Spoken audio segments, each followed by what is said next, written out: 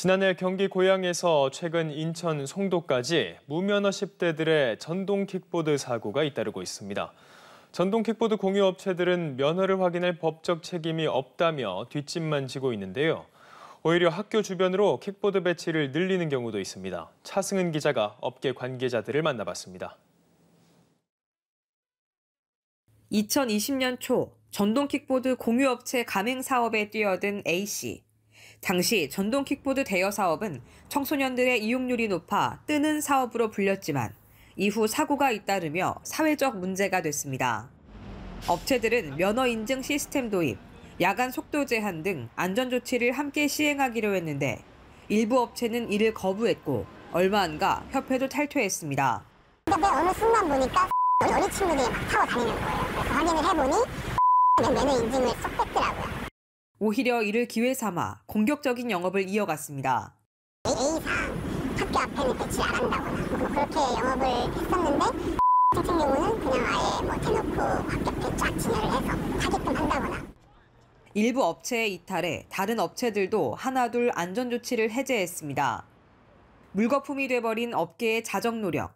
사고 소식이 들려올 때마다 A씨는 죄책감을 느꼈습니다. 안타깝죠. 사고도 많이 일어나고 그 사고가 큰 사고로 이어지는 것들을 보면 굉장히 안타깝죠. 하지만 일부 업체들은 사고가 나도 법적 책임이 전혀 없다며 가맹점주를 모집하고 있습니다.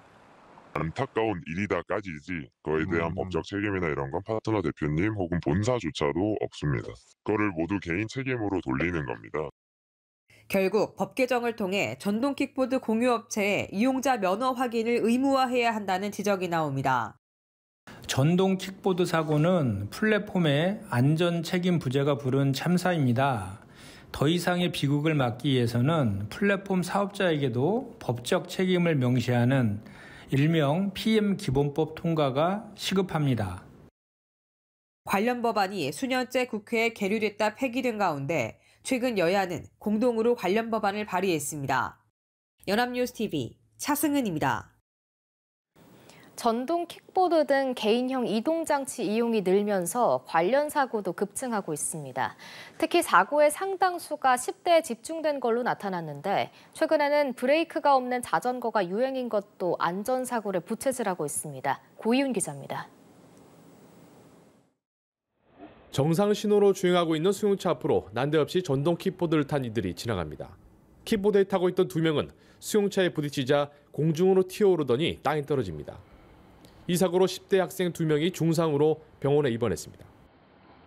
앞서 지난 4월에는 경남 김해시의 한 사거리에서 전동 킥보드를 타던 중학생 A군이 수용차와 부딪혀 숨지게 됐습니다. 경찰청에 따르면 지난해 전동 킥보드 등 개인형 이동장치 교통사고는 2,200여 건 발생했는데 이 중 10대 청소년 사고는 920여 건으로 전체의 약 40%를 차지한 것으로 나타났습니다. 또 사고로 5명이 숨지고 1,000여 명이 다친 것으로 집계됐습니다. 최근에는 10대 청소년 자전거 사고도 급증하고 있는 것으로 나타났습니다. 2022년 1,100여 건 수준이었던 10대 자전거 사고는 지난해 1,500여 건으로 대폭 늘었습니다. 이는 최근 청소년들 사이에 유행하고 있는 브레이크가 없는 이른바 PC 자전거 유행 때문인 것으로 분석됐습니다. PM과 자전거 모두 청소년의 생활 속 교통수단이 됐지 않습니까? 이 제도는 여전히 성인 중심으로 설계가 되어 있습니다. 그래서 교통당국과 교육부 그리고 교육청이 공동으로 청소년 교통안전 실태를 좀 점검하고 법과 제도 개선이 주요하게 추진되고 있지만 무엇보다 청소년을 대상으로 안전교육이 제대로 이루어져야 한다는 지적입니다. 연합뉴스TV 고휴입니다. 최근 전동 킥보드 이용이 늘고 있지만 사고가 늘면서 우려와 불편을 호소하는 시민도 덩달아 늘고 있습니다. 서울 시민 10명 중 7명은 운영 금지에 찬성한다는 조사 결과가 나오기도 했는데요. 서울시는 올해 안에 킥보드 없는 거리를 시범 운영하기로 했습니다. 김유화 기자입니다. 서울 강남의 한 골목, 한 차량이 주차선을 벗어나 비스듬하게 세워져 있습니다.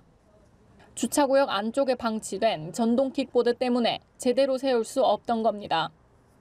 가파른 오르막길 담벼락에 전동 킥보드와 공유 자전거가 뒤엉켜 늘어져 있었는데 그마저도 누군가가 한쪽으로 치워둔 것이었습니다.